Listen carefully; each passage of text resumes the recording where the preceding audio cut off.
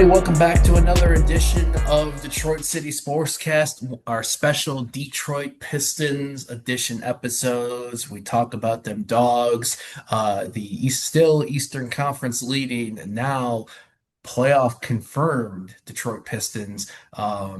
It is the hard to believe we are 70 plus games in through the regular season. We got 11 more left. We'll talk about what's taken place these last couple weeks, which has been quite a bit of entertaining stuff and not entertaining, and kind of preview what we think is going to happen, and along with some other fun bits in between. My name is Garret and Matt. Our production maestro Adam Hernandez is not with us tonight as far as recording goes, but always in these episodes, our man that keeps the Piston spirit alive on social media, through the good times, the bad times, and all times in between. Matt Feldbush, how are you this evening? I'm doing great, Garrett. Thank you guys again for having me on.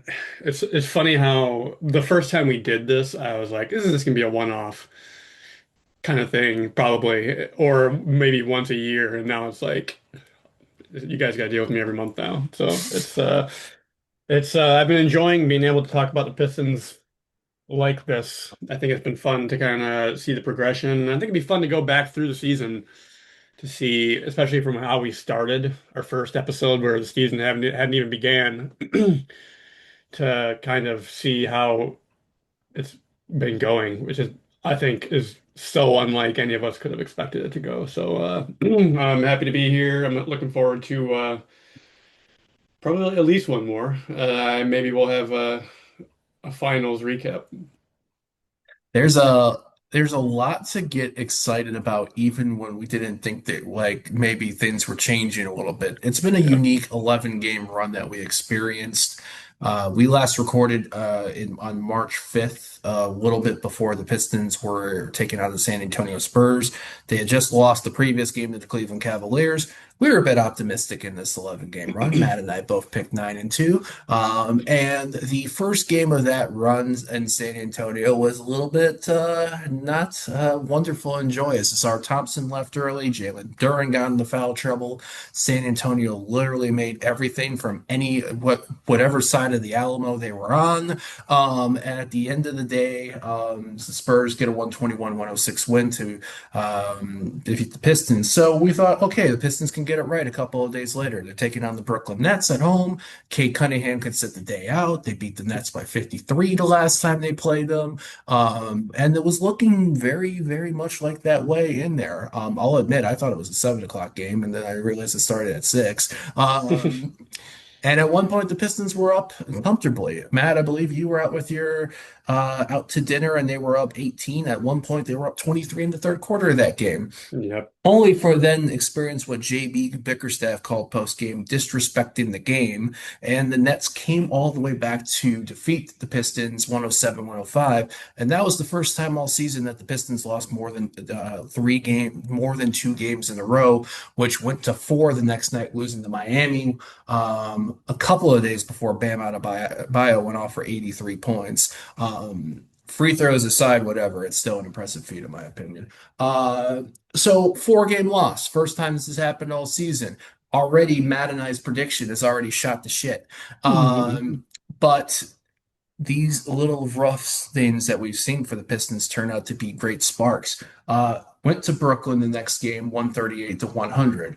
Next game against the Philadelphia 76ers, 131-109. Next game against the Memphis Grizzlies a night later, 126-110. Phil lost in Toronto on March 15th, 119-108. I'll call that a tale of two halves. Before rebounding 2 games in the nation's capital against the Wizards, 130-117 win and 117-95. Although the first game was maybe more notably noted for because Cade Cunningham went for a loose ball, dove, landed hard, and left that game. It was announced that he had left to the back spasms. We're like, all right, well, let's see what it is. Thursday morning, the morning of our second game versus the Washington Wizards, we are hit with what was still shocking news to an extent and considered a bombshell across the league from Sham Charania, a collapsed lung, I believe is his left lung, and will be out for some amount of time and being reevaluated in 2 weeks. Immediately, panic coming around. People asking, who did we, what did Detroit sports fans do to deserve all of this pain, misery, everything in general? Pistons won that game, as I mentioned, versus the Washington Wizards. The next night, so that was their 50th win. The next night, a 115-101 win over the Golden State Warriors season, become the first team in the Eastern Conference to clinch a playoff spot, which is still the case as of recording. And then the best, I think, last night, taking on a Los Angeles Lakers team that had won 9 games in a row, that had Luka Doncic, who had gotten his 16th technical on Saturday, only to be rescinded by the NBA, which would have, had that was the case, he would have missed the game yesterday. To then pull out a win like that. Yes, they blew a double-digit lead and they blew it, but a hard-fought throwing contest, and Danish Jenkins with a career-high 30 points. So they went 7-4. Considering they started 0-3 in this 11-game run, I'll take that. Um, Matt, I feel like we've seen the best of what this team can do when they're really, really focused and driving at teams and just being a pain to for teams to try to score on them. The physicality and everything. We've also seen, I think, the worst a little bit when they try to settle for shots, when they turn off a little bit. I don't want to say when they take it for things for granted, but kind of a little bit that too. Um, how do you feel about the team before we get into players and stuff? How do you feel about this 11 game run as a whole? Now the 52-19 team, with all that we've seen. Yeah, I think I'd like to preface this by saying Detroit sports fans have never deserved any of the pain they've gotten. We just get it. It's just how it Yeah, goes. it's Uh, ingrained you in our learn souls. you learn how to deal with it. Um, I think I think that 4 game stretch at the start of March really was quite eye-opening in terms of what this team can look like when they play poorly. And I wouldn't even say that they played poorly against the Nets from what I saw. Again, I only saw the first half, but like you said about the Raptors game, sometimes this team it feels like they can just clock out a little bit. And I would maybe argue that taking for granted could be a fitting thing, especially in that Nets game. I think they probably came They out. took they took a little bit off. The Nets smelled it, and they just went at us. And Yeah. one make turns to two, two makes turns to three, and there you go. Which I feel like it wasn't against the Nets, but I feel like that's happened. I think to the Jazz back in December. It feels like they're Clippers in January, the yeah. Raptors game in this run. There's a couple games every once in a while, and it's hard to be locked in for 82 games. I get it. I mean, it's your job. Um, but I think the fact that they came out and the Nets, the 76ers, and the Grizzlies, the Sixers can be scary. Again, I think they had most of their guys out that game. Like those 3 wins aren't impressive, but it's good to come out of a 4 game losing streak like that and get the wins. And then I think the Cade Cunningham injury that happened against the Wizards. That one was really interesting to me because I thought that his leg, it looked like he grabbed his leg when he got hurt, but I guess when he stood up, it was a back thing, and you can see it on the replay that it's clearly a back thing. I mean, I think these last 3 games have been eye-opening in the other regard. Those 3 games reminded me of when at kind of a couple weeks into the season when it felt like we had everybody on the injured list. Yeah. There were times when only Duncan was the only starter. Like we didn't have Tobias, we didn't have a star, we didn't have Stu, we didn't have JD against the Knicks, we didn't I'm have trying to Cade. remember that starting lineup against the Bulls in the first day of the city editions. It was Dennis Duncan, Ron Holland, B-ball uh, probably, right? B-ball, and was Javante, it Wu? Yeah, it might have been Wu. woo. Let me look.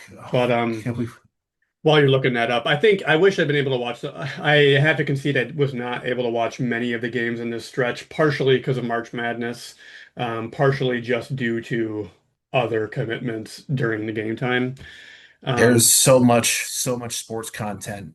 there Thursday, is. I had Pistons Wizards Thursday on my phone because one, I'm a YouTube TV subscriber, which is a godsend right now for most days. It'll be the greatest day in the sliced world if Detroit Sportsnet joins YouTube TV, but that's a song for another Mhm. podcast. Pistons Wizards on my phone, four NCAA men's tournament games in the multi-view on the YouTube TV, and the Canadians Red Wings on the TV. Yeah, it's this is these last couple of weeks have been fantastic, and also throwing in the women's March Madness in there as well. Absolutely. So I have to concede that a lot of what I'm going to be saying in this episode will probably be from highlights or just things that I absorbed or from the small amount of games I was able to watch. But the Lakers game in particular, and especially Danis Jenkins, who I had called out last time as a Hmm. player who I thought was unimpressive during that stretch that we talked about. Danis coming absolutely through these past two games. Um, I think a lot of people were talking about the fact that the Cade Cunningham injury was really going to ruin the Pistons' chances at the one seed. And there's still time for that. Like they still have a tough schedule. They still have to play the Thunder, the Timberwolves twice, the Magic, the Hornets. Like they have wiggle It's a room. gauntlet. It's a step in itself to get through. Yes, but they have wiggle room. And a win against the Lakers, who, like you said, had won 9 straight games, is impressive. People will say that that means Cade shouldn't be MVP. I, I don't know what to say to that, but I think it's a testament to the way the team is built, the small things that Trajan has done. It seems like Kevin Herter, and perhaps we'll talk about that a little later, has kind of been really stepping up. Um, Sasser's been injured, unfortunately, which I think this would have been a golden opportunity for him to prove a little more. But Yeah, he's dealing despite with a that, hip issue right now. yep, which again, he's had a hip issue several times in his career so far. No beef stew, which I feel like people aren't really bringing up for some reason Thigh, online that right? I see. Calf, Left thigh? Calf. calf Okay. strain. And I was hoping we'd get an update today, but we haven't gotten any. I guess we'll see if he's ready for tomorrow. But I got a name that's actually looked pretty good these last five games in particular, even in the loss to Toronto. We started, and I mean, I think it's the best stretch we've seen so far of Caris LeVert in a Pistons uniform too. But I think it's also because he's not being relied on as much in the rotation. yes, I see that there's many guys coming in before him. Uh, Seen Sasser come off the bench, probably sixth. Start at times too. Starting at times too. It seemed like that was going to be Karas's spot, but I think the team has just been impressive. Like the 4 game loss streak sucked. I think people were getting pretty doomer. The Spurs are, we've talked about this last time. The Spurs are uniquely equipped to handle Detroit more so than any other team, I think. The Nets and the Heat, like the Heat aren't a bad team. The Raptors, like those are again close losses at least. Yeah. But the resiliency to come out despite those losses, and again, I feel like a broken record when I say this on this podcast, but we're 52 and 19. Like I Hmm. I can't even fathom being upset about things like that because Didn't we predict 50 wins? probably I would never have put us past 50 wins, I don't think. And there's a world, although unlikely, where we get to 60. Like I think Feel like, there's no, we predicted home. It was like home maybe 50. Now they're 52. And I uh, gotta go back and check our episode out in the end of October, early November to see what exactly we said. Fact check us. so like I just have so little. There are things to critique, of course, but at the end of the day, we are still the third best record in the league. We've got a 5 game cushion on the Boston Celtics, who we have a tiebreaker over. We are 5.5 games up on the New York Knicks, who we have the tiebreaker over. Swept them. The Cavaliers have one of the easiest schedules remaining in the league, which is mildly worrying, but they are 8 games behind us, and I don't see that getting too much closer. So I think we are in such a good spot If they that stay in the four, if Cleveland stays in the four, they would right now have Toronto in the first round. And that's a yeah, seven. That's a people might not expect it. I think that's a 7 game series. I think so too, and I think uh, what a little bit scares me is obviously the goal is that Cade is back by the playoffs. Given the timelines of previous collapsed lungs, it seems like that's doable. Ideally, you get him back before so that he has a little time to ramp up, warm. Reevaluation next week. So Yep. Um, the six through tens is any of those teams can be scary, like really scary. Um, the Hornets in particular, which I think we're very well equipped to beat the Hornets, actually. Um, that crushing their win streak and then them being able to do it again, I think, is a testament to the Pistons' ability to stop the Hornets. And I think the second to last game of the season when we play them will be very eye-opening. Um, but that play-in range of 7 through 10, I think, could really go any way. And I think at this point, nobody's watching the Pistons to see where they land. No one's really watching the Celtics, Knicks, and Cavaliers where they land. Like those are pretty well set. I think the real battle is going to be that 7 to 10 spot, and I think there's going to be some pretty interesting games to watch as a casual down that stretch. yeah, it looks like right now there's a 3 game scan from fifth to 10th is 3 games. Yeah, that's a toss-up. And those are going to be the 6 teams. Those 6 teams are going to be in either in the Yep. playoffs or the play-in. Yeah, 8 game Milwaukee is gap. 8 games Yeah. back of the Hornets, so that's pretty much done. The question is, what's the going to look like come April 15th when this wraps up? All right, so we kind of mentioned a handful of names. So what has someone that stood out to you? And I always want to say, apart from Cade Cunningham, although Cade Cunningham's assist rates in this run was absolutely wild. These are point guard numbers. Yeah. And then like 15 assists multiple times in this run. He was up to at one point 10, hit the over 10 a game threshold for the season.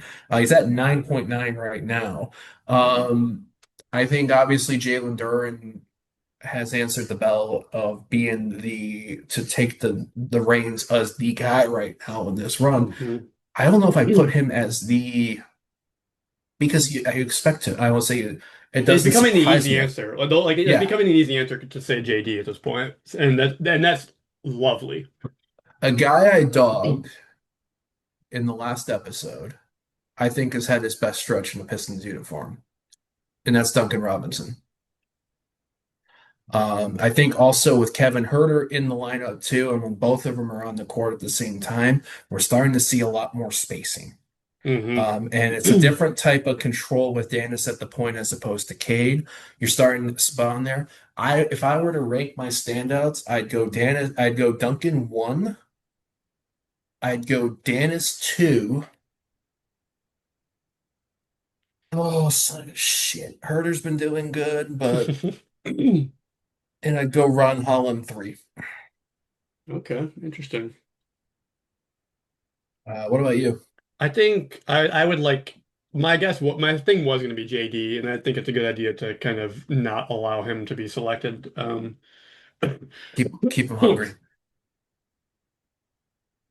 Um, I would like to go Kev, um, Red Velvet himself. I think looking at It's his kind of numbers, speedy, he's shooting 20% from 3 point, which is god awful. Um, but I he's kicked it in lately. yeah, which is even actually more awful because that means he was even lower before that. Um, I think that, and when he was brought in, I remember JB mentioning, I think a lot of other people I saw online talking about how he is a versatile dude. He has some games where he doesn't clock in all the way on defense, but I think he generally does pretty okay. I think he's a great cutter. I think he can just get to the hoop. He's had a couple multi-steal games, I think, since he's gotten here. Here's a good stat line for the second game in Washington, because he's hit double figures 3 times in this run recently. Okay. Uh, in 23 minutes played against the Wizards in the 117-95 win on March 19th, Kevin Herter had Oh yeah. 14 points on 6 of 10 shooting, 5 rebounds, 4 steals, 2 assists. 4 steals is Uh, crazy. and then the team, that was the day before the Pistons had 19 steals as a team, and Asar had 7 of them. Yeah, that. I wish I'd seen that. That would have been I was Asar is someone you could literally just watch when he's on the floor. To describe that Warriors game, it was we were a little bit getting into the motion. I think both teams played the night before. Mm. Or Golden State was playing Saturday. They had first game of a back-to-back. Mm. And then the second half, we just clamped. And, Dennis getting into it, Kev getting in, everyone was getting Yeah, into it. yeah. I think people were sour on Kev at the start for not figuring out our scheme the moment he got here, and it's tough for a guy, especially trade deadline deal. It's tough to really kind of worm your way into a lineup that has, again, this much chemistry with each other too. Like they've Right. had 50 games to figure each other out, and he's coming in here with nothing, and some of them years, which that happens everywhere, obviously. But I think now that he's gotten time to figure out what his role is on the team, I think he's just going to get better and better, and I think we're really going to want his experience during the playoffs. Um, so I would like to go Kevin. I think I'm looking forward to seeing what he does for the rest of the season, these last several games. Shout out also to Paul Reed. Whenever he's called upon, he always does well. Yeah. But it's now, I think it's so much expected at this point where it doesn't like stand out to me as much. I just would like to see him play even in games when we do have Duran and Stu. I Um, agree. I'm 100% in agreement with that. I mean, has anyone taken a down step in this run? I mean, Javante Green, if anything's going down a little bit in the rotation, but is it Yeah. so much his work or is it so much his fault or because the everybody else taking a step up? That was my thing, and I was racking my brain while we were talking about this just now about who was good, of like who do I want to pick as someone I've been disappointed with, and like you said, Karras has been improving a little bit. Maybe the Ben Wallace Fro will help him out. Who knows? Better look for him. I said it there. I Interesting. think it's a better look for. I like that look for Karras. Okay. But I was drawn to Javante, and again, I agree. I don't think it's a performance thing. I'm curious about the two games against Washington where he only played 5 minutes.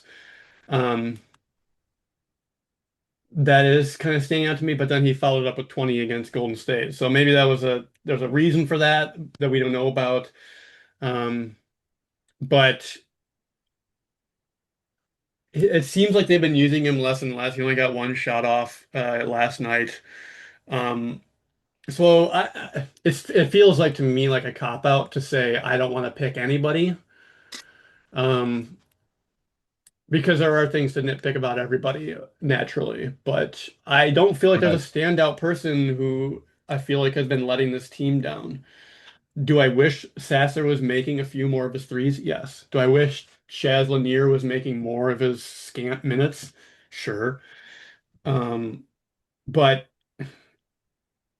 it's very difficult to find something about any one person that feels noteworthy enough to really bring up. So I'm going to take the cop out answer and I'm going to say nobody.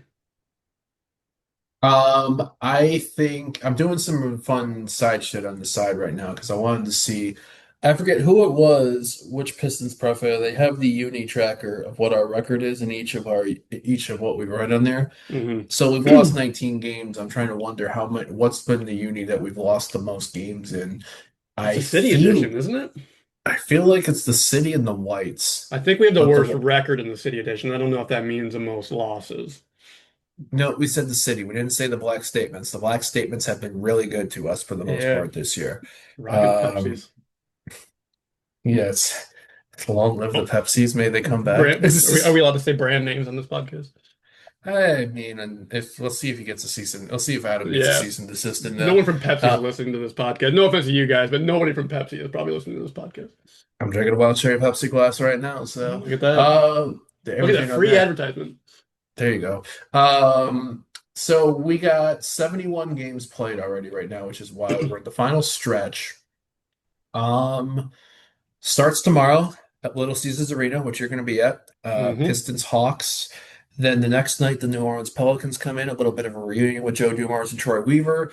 And then Saturday, March 28th, 5:30 p.m., the first of two Detroit teams on national television on ABC. The Pistons go to Minnesota to take on Anthony Edwards and the Timberwolves before the Red Wings take on the Flyers. So a great day to be a Detroit Ooh. sports fan on that. And then 2 days later, Pistons head down to the defending champs, take on Oklahoma City. That's on Peacock and NBCSN. Looks like I think FanDuel will probably have that game as well. That's a 9:30 p.m. tip-off, so you might have a late night, folks. Ooh, Next on a night Monday back at night too. Oof. yeah. Next night back in the Little Caesars Arena, the Raptors come to town. This is actually going to be great because in many years, Toronto fans almost 50-50 to join. Is that going to be the case this year with the Uh, surge on it? Is there is It, this, it felt like that was often just because Detroit was so bad that there were so few people in the stands. But I have been to a Raptors game. I went to one last year, and it felt very different than the previous ones. yeah. Was that the one Ivy won at the buzzer? No, that one, Cade did a triple double, and we beat the Raptors by like 20 points. That one. That was fun. 2 days later, Minnesota comes to Little Caesars Arena on April 2nd. That's a Prime Video matchup, folks. You will need you need a Amazon subscription, whether friends or yours or anything like that. 2 nights later in Philly, taking on the 76ers. Then in Orlando on April 6th, the final three, home to Milwaukee, at Charlotte, as you mentioned earlier, Matt, on April 10th, and then at Indiana on April 12th. So we actually get done earlier on April 12th. So 11 games to go. We're 52 and 19. Do we get to 60 wins in this run? So that's 8-3. Yep.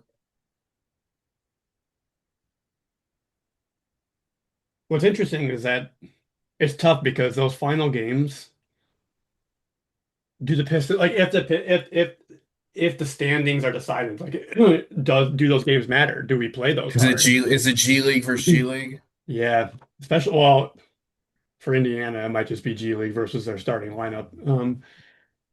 Yeah, I'm gonna say no. I'm gonna go with 59 and 23.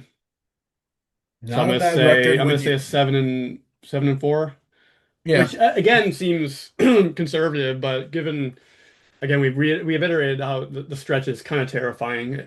Two Timberwolves games, and the Timberwolves, you never know what you're gonna get from the Timberwolves on a night-to-night basis, honestly. So um, You think that East run was wild right now. From third place to sixth place in the Western Conference is 2.5 games. And the Timberwolves are right in the middle. Right now, it's Timberwolves Nuggets in the 4-5. Nuggets in the 4 seed, Timberwolves in the five. Houston half game behind them. The West, that's middle ground West territory is looking yeah, nice. okay. I think the Thunder game is going to be tough without Cade.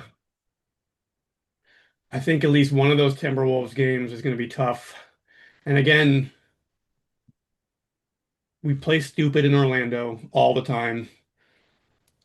Philly's hard to gauge because they may have Paul George, but I don't, maybe they'll have Paul George by then. I don't remember exactly when Paul George returns. But But they might have Embiid and Axie out Embiid and or Drummond. Maxey, like again with the Sixers, you never know who's going to be playing. Right. So I'll take the conservative guess and I'll say 7-4. I think we just miss out on 60. Um, which again, Who's your losses in that run? okay, I'll say one loss to the Thunder, All right. one loss to the Timberwolves, probably in Minnesota on March 28th. I'll say a loss at Orlando, and then I'll say a loss at Charlotte because it won't matter at that point. Which sucks. I hate So to lose to Charlotte any time of the year, but if we lose to yeah. them in a game that literally doesn't matter, except for it won't matter because we don't have our own draft pick. So yeah, I would say I'll say four losses. So 59-23 is not a bad record. The last time we won 50 games was that 07-08 team that was 59-23, made it to the Eastern Conference Final. Another historic Pistons team that also went 59-23, the second of the back-to-back teams, the 89-90 Pistons. Ooh. 63 wins in the first year, at 63 and 19. in 88-89. I think they went 30-4 to end the season after that Aguirre coming in for Dantley, and then 59-23 and 89-90. Atlanta's actually going to be an interesting one tomorrow. We've had Hmm. three games against them, hard fought win in Atlanta the first time around, an even closer game when Atlanta came to Little Caesars Arena the first time on December the 1st, and then a beatdown of the Hawks. One of the two games that was added after our NBA Cup exit. That I had the pleasure. That was been my Little Caesars Arena Pistons experience this year. And I mean, they're playing well. They're trying to get into the sixth spot. You got Nas playing well, Jalen Johnson. They've moved on from Trae Young since then. Um, I still think we're going to beat Atlanta, so I think we'll beat Atlanta, New Orleans. I think we split one of Minnesota and Oklahoma City. Mm. I think we beat Toronto.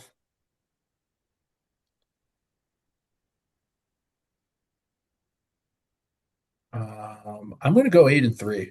I think we'll get this. I think we'll get to 60. Um, that's going to be the thing. Like, it's the Minnesota games I'm uncertain about. Oklahoma Yeah, City, I feel like, when does Oklahoma City go into autopilot the rest of the season? that is a good question. Um,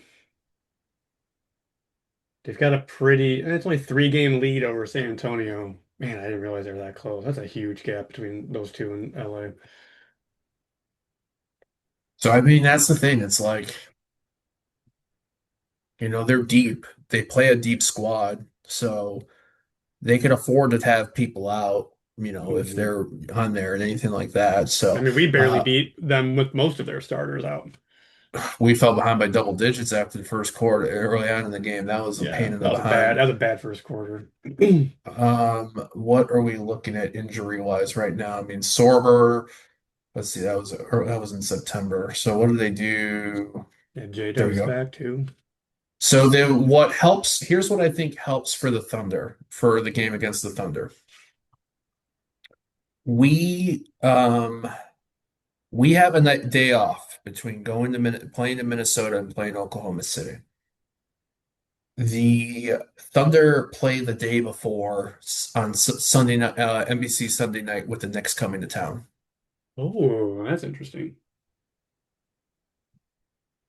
So we get them on a back-to-back. Okay. That might be our saving grace there. Might be a keyword. I'm not going to guarantee anything, but that's probably your thing to look at right now. I mean, and even the Thunder too. After that, I mean, they got they got the Lakers twice.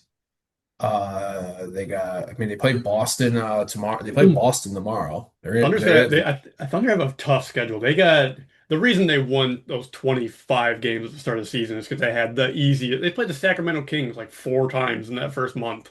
Like, yeah, Yeah. you're gonna start off pretty well with that, but they have a tough end of the year schedule. Comparison to the Spurs, Memphis, at Milwaukee, home to Chicago, at Golden State, at the Clippers, at Denver, home to Philly, home to Portland, home to Dallas, home to Denver. Yeah, San Antonio might take the one. Yeah, damn.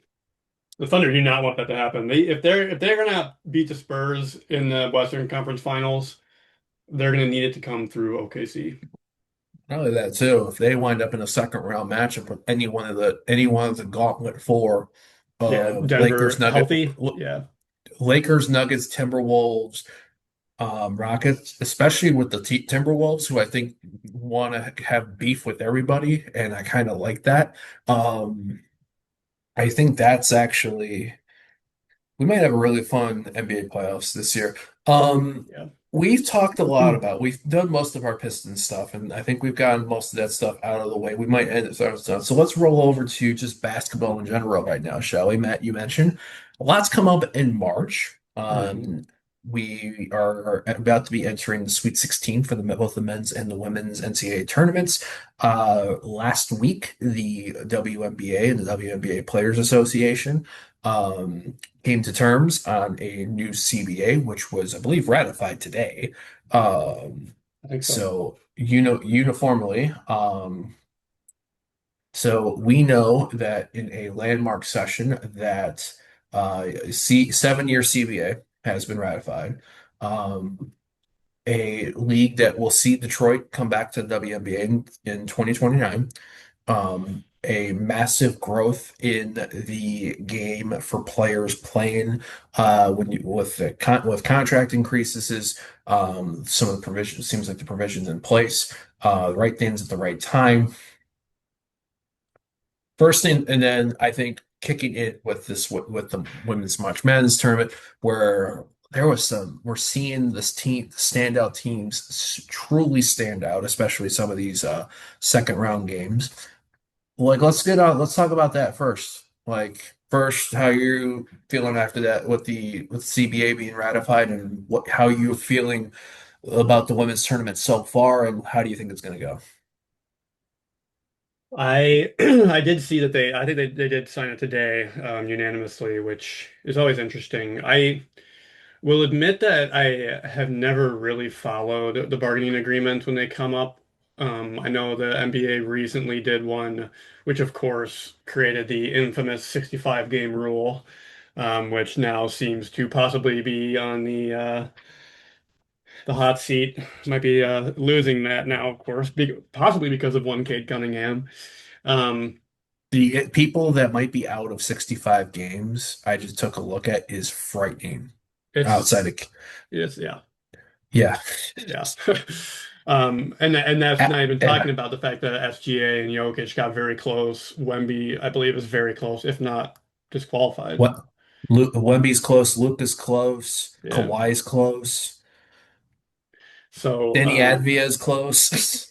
it's pretty wild. And so I'm curious to see. I need to take a look at the CBA for the women to look exactly what all entails in that. But any more money for the women is always good, obviously, expanding the game. It's crazy how little money they make to begin with, regardless of the reach of the women's game. The fact that we're getting four new teams is, or have gotten or will be getting four new teams is Five. is nothing to Two scoff at. this, yeah, Yeah, two this year with Portland and Toronto, then Cleveland in 28, Detroit 29, Philly in Philly, 30. Philly, yep. I forgot about Portland. So that's great. And with the women's game too, I love the fact that the women's March Madness is on ESPN. It's Mhm. tougher to multi-view that way, obviously. Oh, I do not, I can't, you can't mix with the men's. Yeah. How the multi-view is set up Yeah. for those that understand YouTube TV and feel our pain. We see you, we appreciate you. If I'm working at like on Friday when I was working out from home, because I can put six different Chrome windows on my monitor, I did. Uh, Uh, I took over our TV at work, our show TV with sound on a on a four screen nice. multi-view. That was our office on Thursday. We had an all office meeting, and then immediately after, my buddy brought his laptop and threw it on the one of our TVs, and we had it on, and it was fantastic. Um, I the one thing I'm looking forward to eventually in the women's March Madness is the Cinderellas. You just don't really get those in the women's game. I just don't think the parity is quite there yet. Notre Dame yesterday seems to be the one beating The Ohio lowest, State, yeah, six, although but six seed. And Notre Virginia Dame's a too. storied college basketball program, so 10 seed Virginia beat Iowa that's very yesterday. true. I did watch that game. I was It'll be interesting because I don't want them to beat. Oh, they don't play Michigan. Michigan plays. Let's I see, don't remember who we play. what's We beat NC State. Oh, we play convincingly too. Arkansas, or we play whoever Alabama lost to. Because I was hoping we'd play Alabama on both games, but Michigan Virginia predict. TCU, I think that's gonna be a Yeah, fun game. yeah. So I think it feels tough to me sometimes to convince people how good women's basketball can be to watch. It's different than the men's in a lot of ways, but I think it's unique and still very fun to watch. I think this Of all the Michigan college team, basketball, it's closer to the pro game, the women's is than the men because of the four quarters of 10 minutes, etc. yeah, which again, I still don't understand the two half thing for the men, but this Michigan Hmm. team in particular, if we want to stick to kind of Michigan-based teams, this Michigan women's basketball team is historically good for the University of Michigan. I believe Hmm. most wins, most points scored, point margin. We The team almost, that took undefeated UConn yes, to the closest margin yes, this literally, I was season. going to say like one missed Silasors three away from tying that game and almost ruining their undefeated record. I think, and like Silas Swords is a sophomore. I believe Olivia Olson is a sophomore. They've got, I think, pieces to continue to be good going forward. Kim Barnes-Arico is a such a good coach. Um, I'd have them losing to Texas, I admit, in my bracket because I think Texas is a wagon. But an Elite Eight loss would be incredible for this team because I don't know that we've made it to the Elite Eight before. I got here's it's a tough battle in here for Michigan. I have Michigan actually falling to Louisville. Louisville wants to be playing. Um, I think it's a close battle. I think Louisville has plays well. I mean, Louisville had a scare yesterday against Alabama. Hmm. Sunday it was on there. I Michigan State. I had them losing to Oklahoma, which turned out to be the case, but they played well. I mean, they played really well in the tournament. Both teams had a great year on that. It's a good year for the Big Ten for the big. Very good beat. Yeah. Obviously, the SEC is we hear it in college football about the SEC at nauseum. I think it's understandably that like you're starting to see it more in the men's, but it's I think definitely deserved in the women's game this year. Especially when you account like how well Vanderbilt's done Mm. this year as well. Um, uh, like you got an SEC matchup. You got two SEC matchups coming up right now in the Sweet 16. You got South Carolina, Oklahoma. You got Texas, Kentucky. Kentucky knocking out West Virginia, who surprised TCU in the Big 12 title game. Um, I think, I mean, Notre Dame, Vandy, Duke, LSU. There's some good matchups in this. Yeah. My final four is UConn and South Carolina on one side of the bracket, Texas and UCLA on the other. Texas becomes the second team to beat UCLA in the season. Hmm. Okay. UConn beats South Carolina and UConn beats Texas. I think I have And very, very similar. I believe I have UConn over UCLA, but same in the exact final, Final Four. Yeah. I mean, yeah, and that's the thing, man. I think I don't have as much. It's not as much chaos as my men's bracket, which let's get to because it takes a little bit for me to watch men's college basketball. Oh man, this was the year I watched the most of it. I have been dialed in this tournament. Been a I great think it's tournament, been a especially great lately. tournament. Great matchups. I feel like my final four that I have was is Duke and Houston. So even though I had Florida losing to Houston in the Elite Eight, I don't mind the knockout in a bracket pool that I'm in. Yep, I'm there with you too. That same exact thing for me here as well. I did have Zaga beating Purdue, so Texas playing a wrench in that.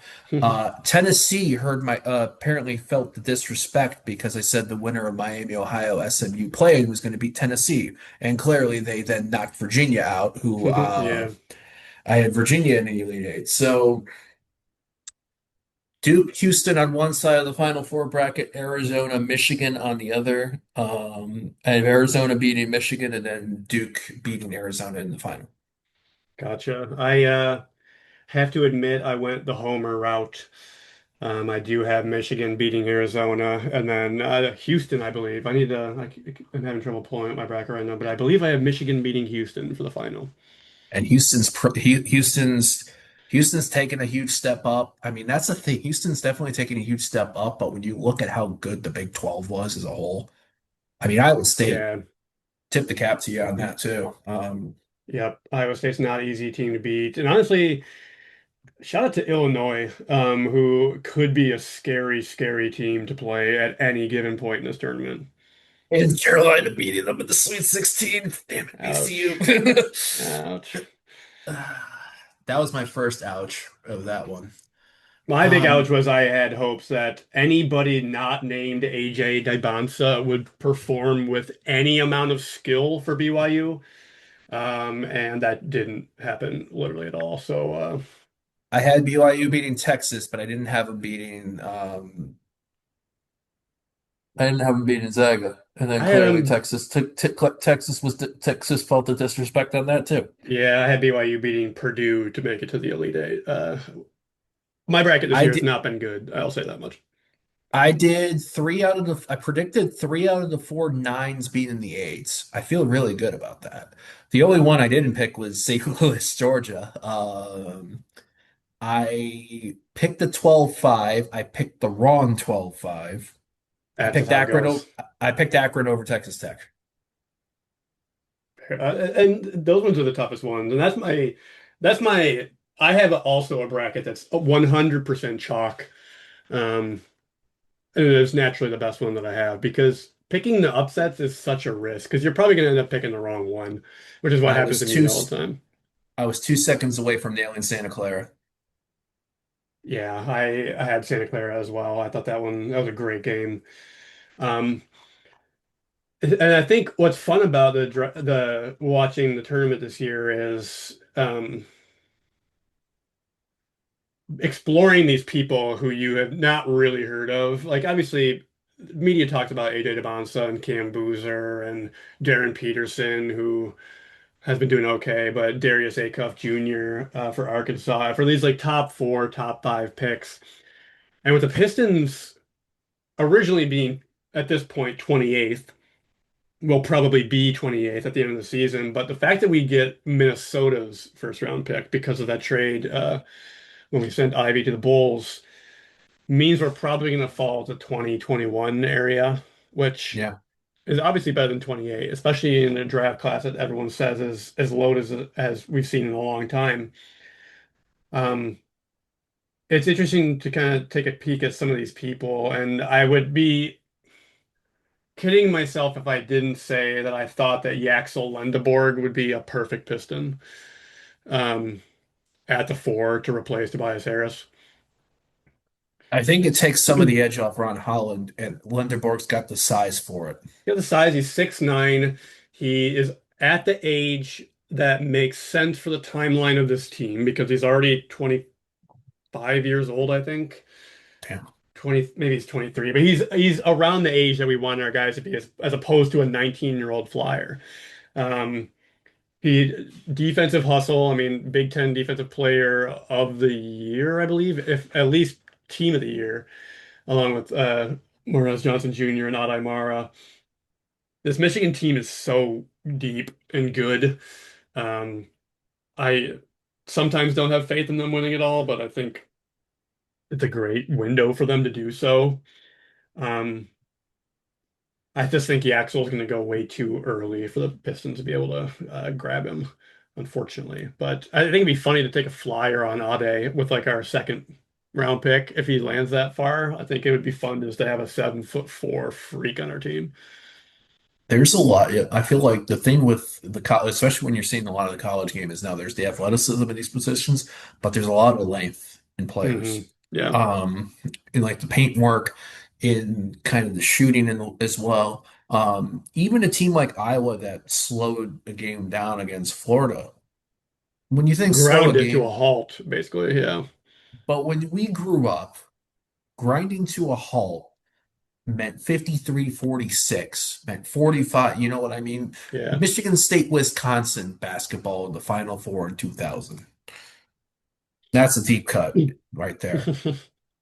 But it was 70, what was it? 75, 72 was I would be in 70, Florida. 73, 72. It was that Yeah. three that put him over one. Yeah. And it was just like I feel like that's slowing it down these days. And so it tells you just how much athleticism is and how much is in the game. So I think it's a gem. I do am intrigued to see what how St. John's does against Duke. Um, Duke on looks the very fallible.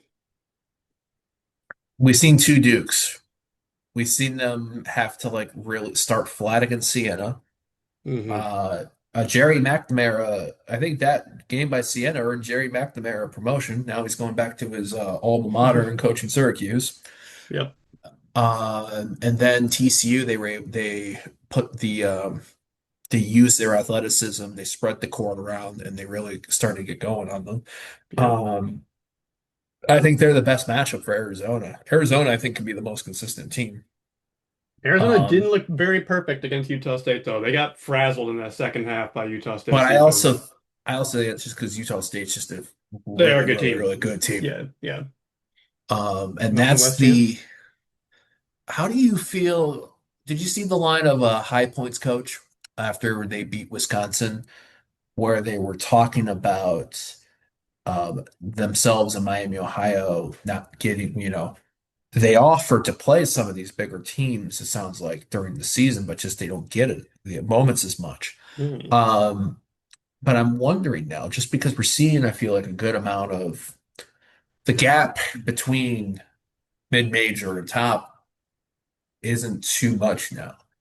Miami of Ohio was probably the one I thought that did themselves the most disservice with how their result was against Tennessee.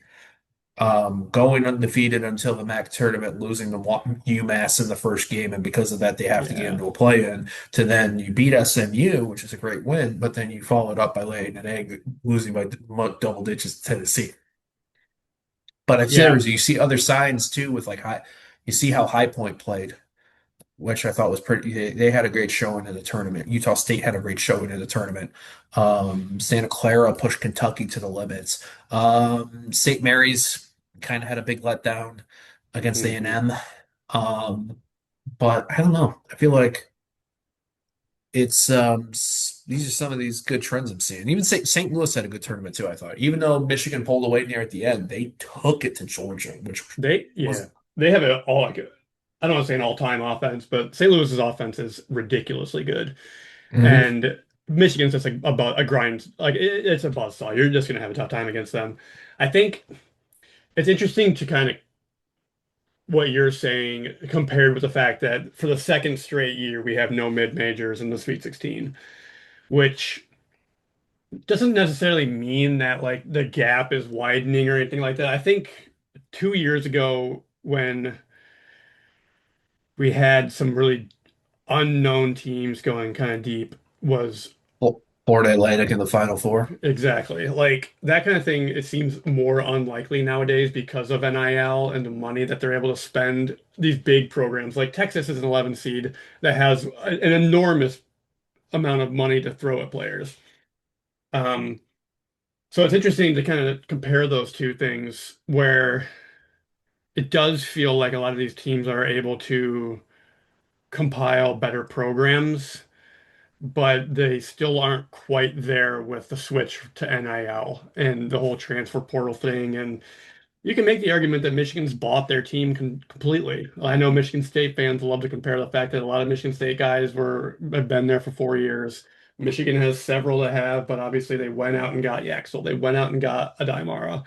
Um, they got Morez Johnson. That's just the way that the game of college basketball goes now.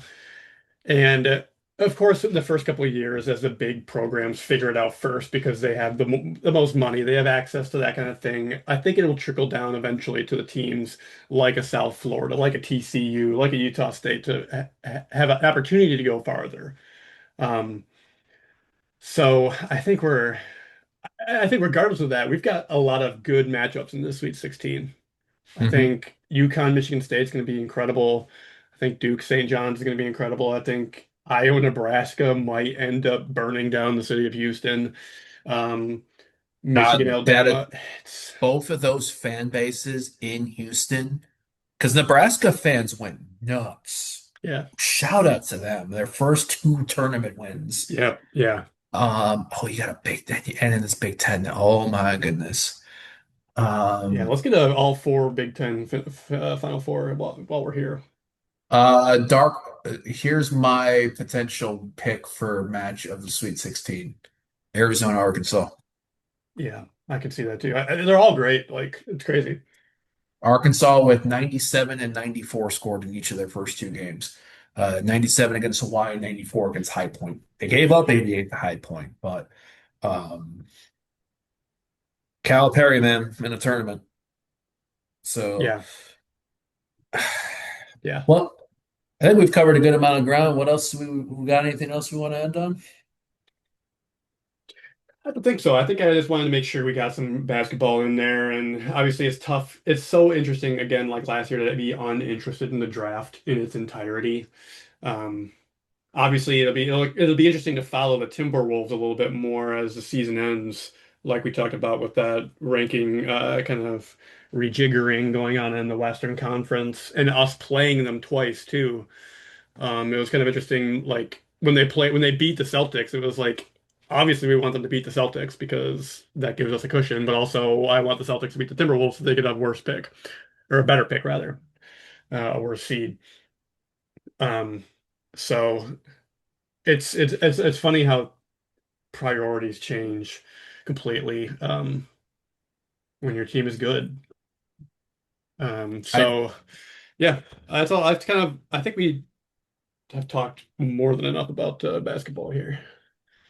My last things to note is be on the lookout for what comes out with the, is it NBA Board of Governors are going to be holding a vote this week about confirming two expansion sites, which sounds like it's going to Mm, be Seattle and Las Vegas. yep. Seattle never should have lost the team in the first place. Las Vegas, I thought was going to be the NBA was going to be the first of the big four to have a team in Las Vegas because the NBA uses Vegas quite a bit over the years for everything at UNLV. Hmm. I do think, obviously, my thought is if that happens, both of those goes to the West. That then moves to the Timberwolves to the unless they regionalize and go eight groups of four, who knows? But the fun thought for me, and this is the downs. I feel like the downside of losing Cade Cunningham right now on this. The last stretch of run games, we had Cade Cunningham talking about how he's the best, how he feels that he's the best American player in the game.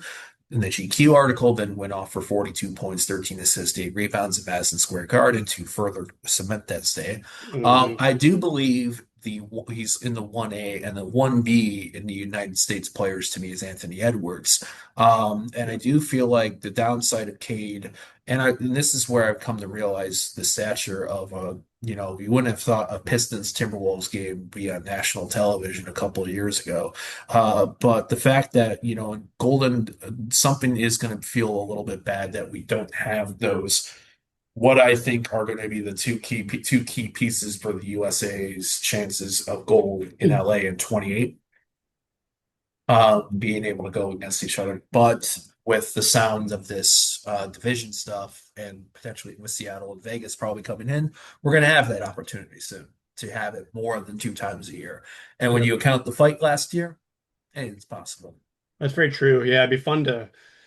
I've seen so many propositions for how to partition the NBA once that goes through, and I've seen arguments to get rid of divisions and entirely and just have Eastern Conference and Western Conference. But if we do have divisions, and like you said, eight groups of four, a clumping of Chicago, Detroit, Milwaukee, and Minnesota just makes too much sense. Like that is basically the NFC North, and I think those four teams would be great together. Um, What were the four that you said? I did just had an audio issue. Timberwolves, the Bucks, the Bulls, and the Pistons. Yeah, I agree. And the Because Timberwolves seem like the most obvious one. Like the Grizzlies are more east, I think, technically than Minnesota is.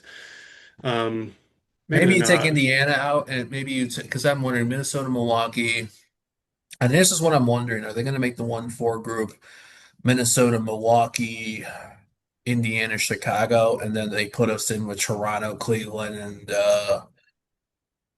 who would another one be? Curious though.